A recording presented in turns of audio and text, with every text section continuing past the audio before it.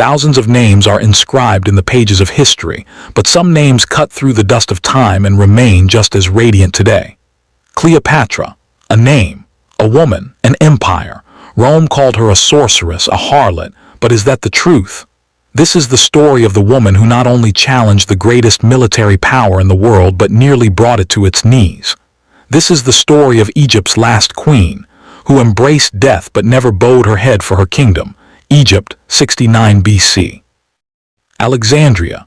At that time, this city was the wealthiest, most enlightened center of knowledge and science in the world. Here a princess was born, Cleopatra VII.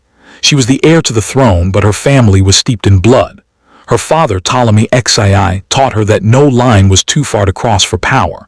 But what Cleopatra learned was this: an empire is won not by the sword alone, but by intellect, language, and strategy. Her predecessors scorned learning the Egyptian language. But Cleopatra learned the language of Egypt, adopted its gods and goddesses. She was fluent in 9 languages, masterful in mathematics, astronomy, and oratory. At 18, she ascended the throne, but her brother Ptolemy XII conspired against her and drove her into exile. A young queen banished, surrounded by enemies. Yet in that exile, she recognized her greatest weapon: the division within Rome. Rome at that time was split between 2 powerful leaders, Julius Caesar and Pompey. Cleopatra saw her opportunity. Wrapped in a carpet, she appeared before Caesar in the palace of Alexandria. This was no surrender, it was a deal. Restore me to my throne and I will open Egypt's treasure for you. Caesar, the most powerful general in the world, was captivated by her intellect and courage. Their love gave birth to an empire and to a son, Caesarion. Now Cleopatra was safe. But in Rome, this alliance ignited like fire. Plots were hatched to make Caesar king. And then 44 BC, Caesar's assassination. A body pierced by daggers.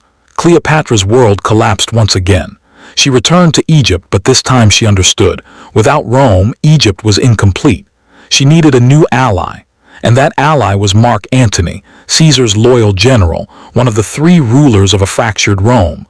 Cleopatra gambled once more. She prepared a barge so magnificent that its fame spread across the entire Mediterranean. Sails of gold, oars of silver, rose-colored sails. She came dressed as Venus, the goddess of love. Mark Antony, a hardened warrior, was bewitched by the spectacle. He divorced his Roman wife, Octavia, for Cleopatra and defied the world. Cleopatra's dream was a vast empire uniting East and West with Alexandria as its heart. But in Rome, another power was rising, Octavian, Caesar's adopted son. He inflamed the Roman people by branding Cleopatra a witch and a corrupter. He declared Antony an enemy of Rome. War was inevitable. 31 BC, the Battle of Actium. The armies of Egypt and Rome stood face to face. This was Cleopatra's greatest defeat. Mark Antony made a fatal mistake. When he saw Cleopatra's ships pulling back, he abandoned his own fleet and followed her. Defeat was certain. Returning to Alexandria, Mark Antony received false news that Cleopatra had killed herself. Overcome with grief, he fell on his own sword. He died just as he reached Cleopatra, falling into her blood-stained arms. Now Cleopatra was alone. Octavian's armies were at the walls of Alexandria. Her son Caesarion had been murdered. She knew she would now be dragged in chains through the streets of Rome. Cleopatra was a queen. She refused to live in humiliation. She sealed herself inside her mausoleum. Octavian tried to deceive her, but Cleopatra had already made her final plan. August 12, 30 BC. A legend tells that a servant brought a basket of figs concealing a venomous snake, an asp. Cleopatra pressed it to her breast. Some historians say she drank poison, but the truth is that she chose death on her own terms. When the Roman soldiers burst into her chamber, they saw Cleopatra, dressed in royal golden robes, peaceful as if asleep. Her 2 handmaidens lay fallen at her feet. Egypt's 3,000-year-old empire ended with her. Rome swallowed Egypt. Octavian made Egypt his personal province, Rome's breadbasket.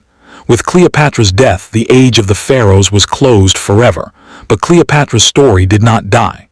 Rome wrote history calling her a harlot, a deceiver, an enemy. But the truth is this: she was the only woman who dared to challenge the most powerful empire in the world. She lost, but she never bent.